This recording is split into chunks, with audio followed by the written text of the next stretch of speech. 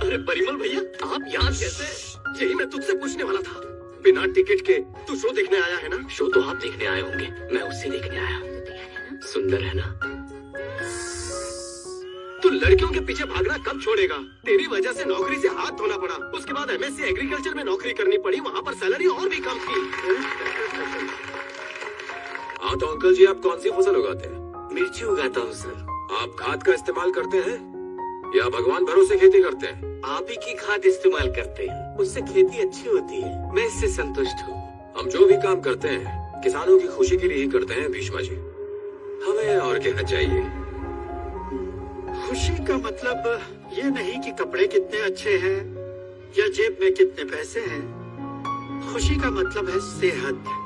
खुशी का मतलब हमारी अगली पीढ़ी की खुशहाली।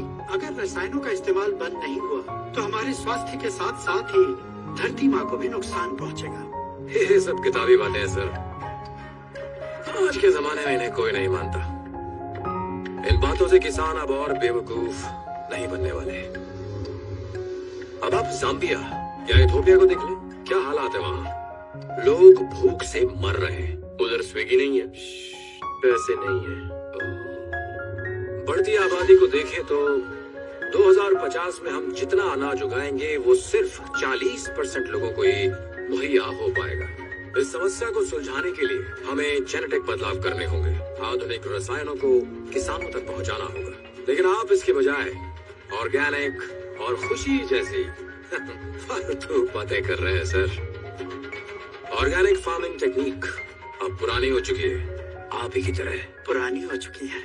दरअसल वो ही सर, आपकी कंपनी के लोगों के अलावा नहीं कहीं इस बात को किसी एक ने भी झूठ साबित किया तो मैं ऑर्गेनिक फार्मिंग के लिए अपना सब कुछ छोड़ दूंगा।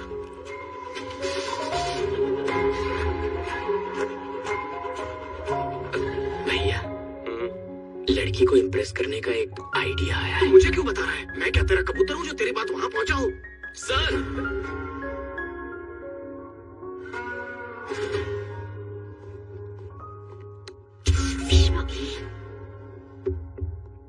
चेक।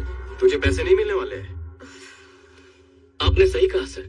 यहाँ किसी को भी ऑर्गेनिक फार्मिंग के बारे में कुछ नहीं पता है। जाम्बिया और इथियोपिया जैसे देशों में भूख से मरने वाले लोगों को भी इस सब के बारे में कुछ नहीं पता सर।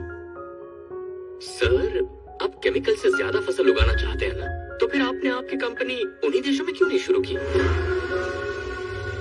आपने उन्हें भूख से मरने से बचा लिया होता। लेकिन आप ऐसा नहीं करेंगे। मैं जानता हूँ क्यों। इसकी दो वजह है। एक है पैसा, वो गरीब देश है, वहाँ आप क्या कमा लोगे। दूसरा है मिट्टी। हमारे देश जैसी उपजाऊ जमीन उनके यहाँ है ही नहीं। सर, जब मिट्टी उपजाऊ नहीं है तो आपके केमिकल से क्या होगा? वो क्या है ना, फसल के लिए मिट्टी चाहिए, आपका केमिकल नहीं। हाँ, वो तो ठीक है पर सर, मुझे बोलने का मौका दिया है तो आप बीच में टोकिए मत। ऊपर वाले पे विश्वास करते हैं? बताइए ना सर। हाँ। अरे, आज के इस मॉडर्न जमाने में भी ऊपर वाले पे विश्वास? तो सदियों पुरानी ऑर्गेनिक फार्मिंग अपनाने में बुराई क्या है सर?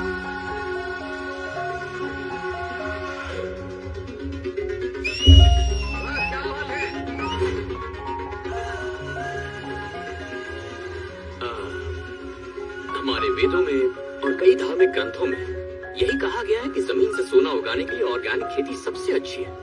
हाँ, यही सच है।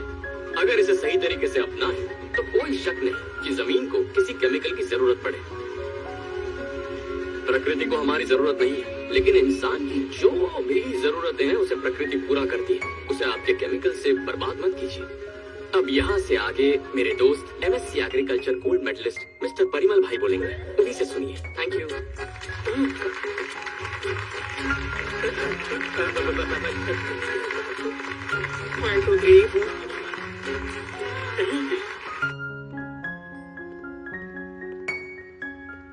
रुको।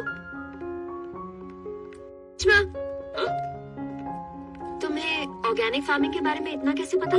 तुमने उस दिन किताबें दी थी ना, मैंने सारी पढ़ ली। तुमने सारी किताबें पढ़ ली? हाँ। ऐसा क्यों? क्योंकि ये तुम्हारा फेवरेट सब्जेक्ट है।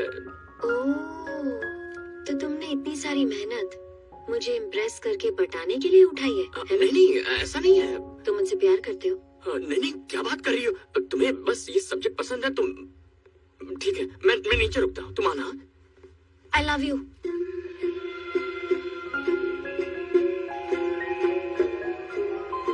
I love you. किसी लड़के से प्यार करने के लिए चमत्कार की जरूरत नहीं होती, बस दिल में सच्चाई होनी चाहिए।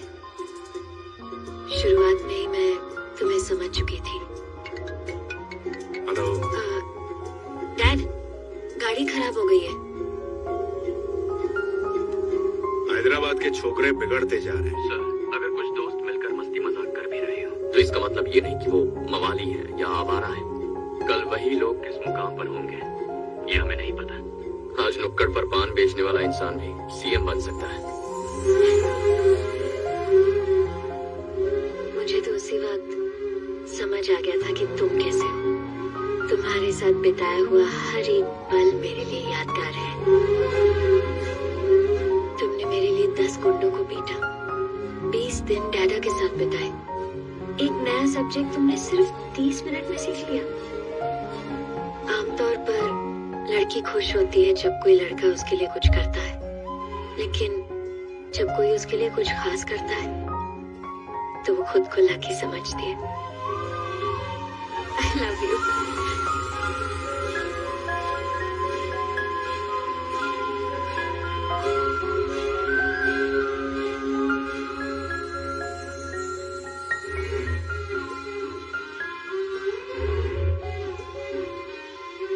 तुम भी प्यार करते हो ना?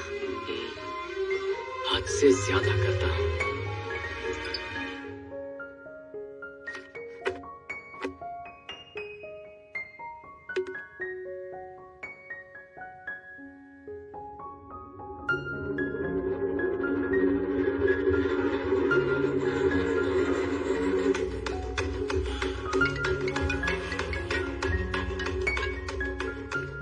हेलो सर, मैं किसी काम से स्टूडियो गया था। तभी मैंने ये वीडियो शूट किया सर।